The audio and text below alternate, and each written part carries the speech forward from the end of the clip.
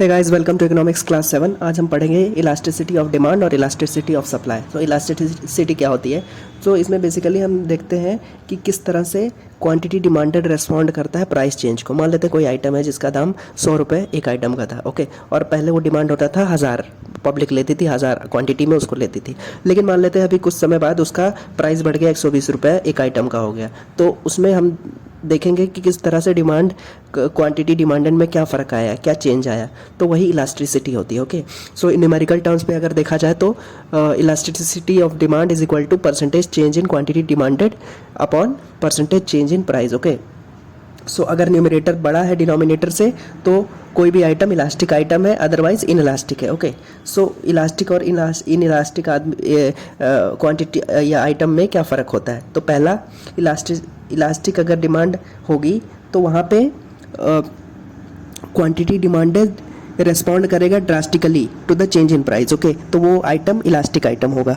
और अगर कोई आइटम का क्वांटिटी डिमांडेड कम रेस्पॉन्ड करता है प्राइस चेंज को तो वो इनइलास्टिक होगा। जैसे कि मैंने अभी ये कोई आइटम का एग्जांपल दिया कि अगर न्यूमरेटर ज़्यादा रहता है डिनोमिनेटर से तो इलास्टिक होगा, नहीं तो इनइलास्टिक होगा। अगर प्राइस चेंज को बहुत ज़्यादा फर्क पड़ता है क्वांटिटी डिमांडेड में तो वो इनइलास्टिक गुड होगी। ओके, तो कुछ फैक्टर्स आज देखेंगे कि factors that determine the elasticity of demand, कि किन किन फैक्टर्स की वजह से डिमांड ऑफ इलास्टिसिटी में फ़र्क पड़ेगा। तो पहला है अवेलेबिलिटी ऑफ सब्स्टिट्यूट्स। वो आइटम्स जिसमें इजीली अवेलेबल सब्स्टिट्यूट्स रहेंगे वो इलास्टिक रहेंगी, उनकी डिमांड इलास्टिक रहेगी हमेशा। मतलब ऐसे आइटम्स जिसके सब्स्टिट्यूट जैसे टी और कॉफ़ी है, जैसे CFL बल्ब और LED बल्ब है। मान लेते हैं कॉफ़ी के दाम बहुत बढ़ गए तो लोग टी पे बहुत जल्दी शिफ्ट हो जाएंगे, तो ये इलास्टिक गुड है क्योंकि इस जल्दी से इसके सब्स्टिट्यूट्स अवेलेबल हैं और इसकी डिमांड इलास्टिक है। ओके, कस्टमर्स इजीली स्विच करते सकते हैं। तो goods for which substitute tend to be have more elastic demand because it is easier for consumers to shift. Okay, और यहाँ पे हम CFL का एग्जांपल दे सकते हैं। CFL बल्ब में अगर किसी का दाम बढ़ गया तो लोग शिफ्ट कर सकते हैं LED बल्ब्स पे। ओके, और दूसरा पॉइंट है जो अफेक्ट करेगा इलास्टिसिटी ऑफ डिमांड को, वो है नेसेसिटीज़। ओके,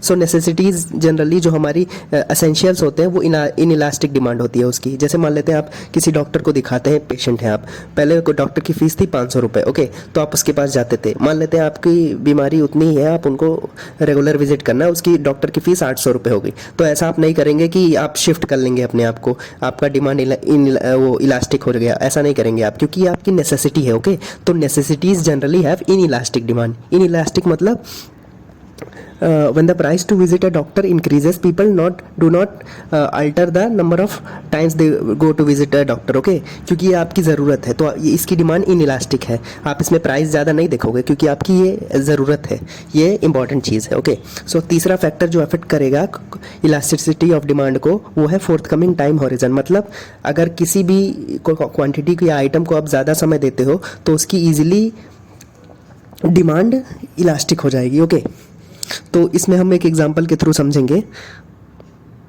फॉर एग्जांपल जैसे कि आप कार से ऑफिस जाते हैं, ओके, और ड्रास्टिकली कुछ दिनों बाद ऐसा हुआ कि फ्यूल का प्राइस बहुत तेज़ी से बढ़ गया, तो आप क्या करेंगे? तो आप जनरली ये करेंगे कि या तो आप शिफ्ट हो जाएंगे, अपने जो आप प्लेस ऑफ वर्क है उसके पास आप रहने लग जाएंगे, या फिर आप पब्लिक ट्रांसपोर्ट यूज़ करने लग जाएंगे, या फिर आप सोचेंगे कि आप कोई और एनर्जी एफिशिएंट कार्स में आप शिफ्ट होने का कोशिश करेंगे। तो ये आप करेंगे तो over a period of time क्या होगी कि ऐसे सब जो कंज्यूमर्स हैं सफ़र करेंगे आपकी तरह, क्योंकि दाम बहुत तेज़ी से बढ़ गए हैं। तो धीरे धीरे इस तरह की फ्यूल की डिमांड कम करेंगे, या तो पब्लिक ट्रांसपोर्ट यूज़ करेंगे या तो जहाँ पे ऑफिस है उसके पास रहने लग जाएंगे। तो इसकी वजह से फ्यूल का demand over a period of time घटेगा। ओके, और फ्यूल का डिमांड अगर घटेगा तो उसकी price over a period of time घट जाएगी। ओके, सो अगर हम लंबे टाइम हॉरिजन में देखते हैं उसमें क्या होती है, चीज़ों की डिमांड इलास्टिक हो जाती है, क्योंकि इलास्टिक मतलब वो जल्दी से शिफ्ट कर जाते हैं। तो अगर आप किसी भी चीज़ को ज़्यादा वक्त देंगे तो उसमें उस तरह के आइटम में इलास्टिक डिमांड प्रोड्यूस हो जाएगी लॉन्ग पीरियड ऑफ टाइम में, क्योंकि टाइम मिल जाएगा ना कंज्यूमर्स को शिफ्ट करने के लिए। तो ये है केस।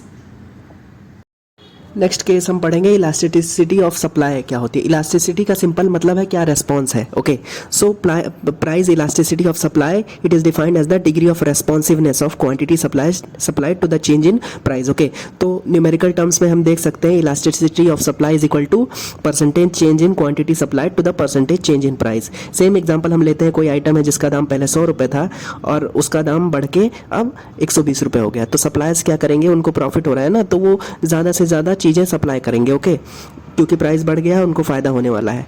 तो इसमें भी वही है कि किस रेट से क्वांटिटी सप्लाइड में फ़र्क आ रहा है अगर प्राइस में चेंज हो रहा है किसी भी आइटम के। ओके, तो इलास्टिक सप्लाई क्या होगी, so supply for a good is said to be elastic if the quantity supplied response substantially to the change in price. Okay, अगर सब्सटेंशियली सप्लायर्स रेस्पॉन्ड करते हैं प्राइस चेंज को, तो ऐसी गुड इलास्टिक गुड होगी। और इन इलास्टिक क्या होगी, supply is said to be inelastic if the quantity supplied response very small amount to the change in price. Okay, तो ये इन इलास्टिक गुड होगी। ओके, तो कुछ फैक्टर्स जैसे यहाँ पे इलास्टिसिटी ऑफ सप्लाई में अफेक्ट करते थे, यहाँ पे इलास्टिसिटी ऑफ डिमांड में भी अफेक्ट करेंगे। ओके, तो factors affecting elasticity of supply, बहुत सारे फैक्टर्स है, उसमें से एक फैक्टर है फ्लेक्सिबिलिटी ऑफ सेलर्स, क्योंकि इलास्टिसिटी जब भी सप्लाई की बात आएगी तब सेलर की बात आएगी। ओके, जो बेचने वाला है उसकी बात आएगी, और जब भी डिमांड की बात आएगी, इलास्टिसिटी ऑफ डिमांड, तो कंज्यूमर की बात आएगी। तो यहाँ पे हम देखते हैं कि कौन कौन से फैक्टर्स हैं जो इलास्टिसिटी ऑफ सप्लाई को अफेक्ट करेंगे, मतलब सप्लाई की रिस्पॉन्सिवनेस को अफेक्ट करेंगे।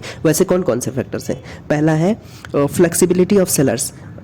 तो most important factor is the flexibility of sellers to change the quantity of good that they produce. मान लेते कोई माउंटेनियस रीजन है, नेचुरल एरियाज है, वहाँ पे इनइलास्टिक सप्लाई होगी, क्योंकि सप्लायर्स के पास उतनी फ्रीडम नहीं होती ना। जैसे आप हिमाचल वगैरह में देख लीजिए, सप्लायर्स ज़्यादा से ज़्यादा चीज़ें नहीं सप्लाई कर सकते, वो कुछ लिमिटेड अमाउंट की ही चीज़ें सप्लाई कर पाएंगे, क्योंकि वहाँ पे रिसोर्सेज कम है। तो इस वजह से वहाँ पे because it is impossible to produce more of a item. Okay, वहाँ पे उस केस में, तो उस केस में उनकी सप्लाई इनइलास्टिक होगी, क्योंकि उतना इजीली जैसे फ्लैट एरिया में चीज़ें सप्लाई कर सकते हैं सप्लायर्स, उतना माउंटेनियस रीजन में नहीं कर सकते। तो वहाँ पे जनरली चीज़ों की जो सप्लाई होगी सप्लायर्स के द्वारा वो इनइलास्टिक होगी, क्योंकि फ्लेक्सिबिलिटी नहीं है ना सेलर्स के पास में कि जैसे प्लेन एरियाज में आप चीज़ें प्रोड्यूस सप्लाई कर सकते थे easily. On the other hand जैसे मैन्युफैक्चर्ड गुड्स हैं, जैसे किताबें वगैरह हैं, तो सप्लायर्स कितनी भी सप्लाई कर सकते हैं माउंटेनियस रीजन में, सभी रीजन्स में। सो जो मैन्युफैक्चर्स गुड्स होते हैं वो जैसे कार्स, बुक्स, यह इनकी हैव इलास्टिक सप्लायर्स, इनके पास इलास्टिक सप्लायर्स होते हैं, क्योंकि आसानी से चीज़ें सप्लाई कर सकते हैं बिजनेस से जितना भी चाहिए मार्केट के अंदर। ओके,